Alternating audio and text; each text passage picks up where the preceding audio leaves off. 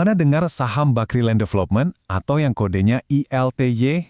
Nah, saham yang satu ini tuh kayak teka-teki besar buat para investor.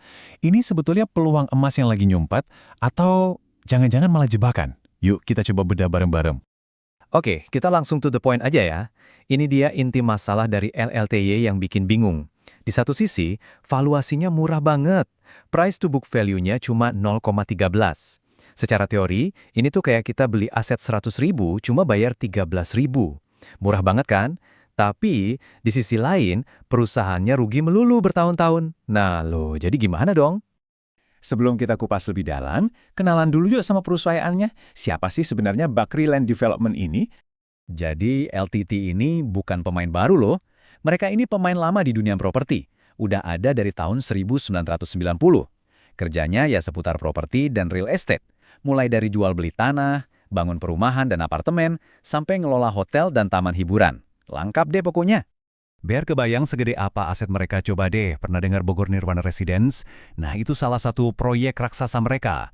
Ini bukan cuma komplek perumahan biasa loh, tapi kawasan terpadu seluas lebih dari 1.000 hektar. Ini penting buat kita tahu skala aset yang mereka punya. Oke, kita tahu perusahaannya rugi. Terus, kenapa masih ada aja yang tertarik sama saham ini? Nah, disinilah letak sisi cerahnya. Ada beberapa angka yang benar-benar bikin penasaran. Yang pertama, dan ini yang paling bikin mata melotot ya, price to book value atau PBV-nya cuma 0,13. Artinya, harga saham di pasar itu jauh di bawah nilai aset bersih perusahaan. Gampangnya, kita bisa beli aset senilai Rp100, tapi cuma bayar Rp13. Ini definisi saham undervalued yang paling klasik. Terus yang kedua, lihat deh utangnya. Debt to equity ratio atau DRE-nya cuma 0,20. Angka di bawah 1 aja udah dianggap sehat loh. Apalagi ini cuma 0,20. Artinya, neraca keuangan mereka itu kuat. Perusahaannya nggak kebanyakan utang. Dan yang ketiga, ini juga nggak kalah keren. Pertumbuhan pendapatannya dari tahun lalu tembus lebih dari 21%. Ini angka yang signifikan banget dan bisa jadi sinyal awal kalau bisnis mereka mulai bangkit lagi. Jadi kalau kita gabungin 3 hal tadi, kita punya kombinasi yang menarik banget kan? Valuasinya super murah, kondisi keuangannya sehat karena utangnya rendah, plus ada tanda-tanda pertumbuhan. 3 poin ini nih yang jadi alasan utama kenapa investor masih suka ngelirik ELTI. Eits, tapi jangan serang dulu. Ingat kan, saham murah itu biasanya ada kenapanya. Nah, sekarang kita intip sisi gelapnya. Apa aja sih tanda bahayanya? Coba lihat grafiknya. Merah semua kan? Nah, ini dia masalah utamanya. Laba bersihnya minus terus. 2021 rugi 273 miliar, 2022 rugi 245 miliar, dan puncaknya di 2023 ruginya tembus 1 triliun rupiah. Ini benar-benar red flag super gede yang nggak bisa kita cuekin. Buat ngerti kenapa bisa rugi terus, kita cek dulu yang namanya ROA, atau Return on Assets. Gampangnya, ini tuh rapor yang ngukur seberapa jago sebuah perusahaan mengubah semua asetnya jadi duit keuntungan. Dan inilah angkanya, minus 1,06%. Artinya apa? Punya aset segede gaban kayak Bogor Nirwana Residence itu jadi percuma kalau nggak bisa ngasilin untung. Asetnya banyak, tapi nggak produktif.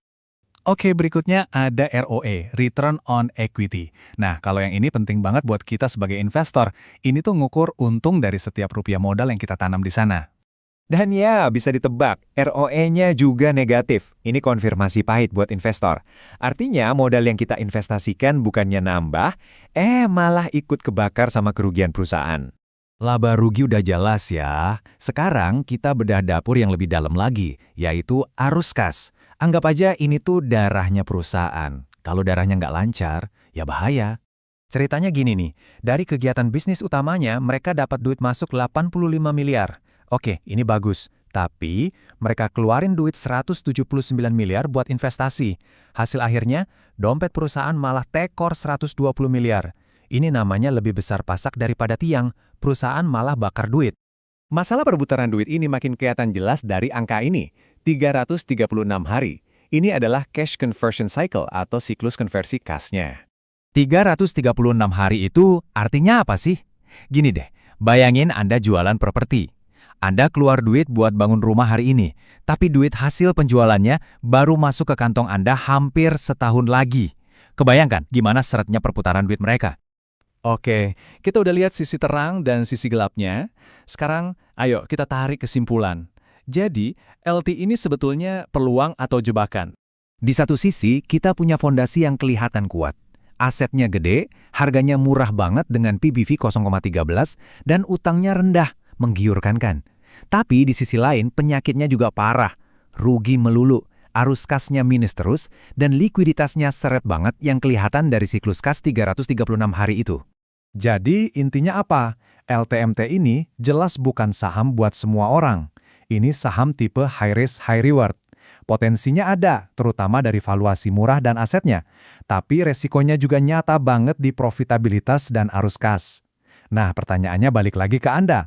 Setelah lihat semua ini, apakah LTMT cocok dengan profil dan strategi investasi Anda? Beranikah Anda mengambil pertaruhan ini?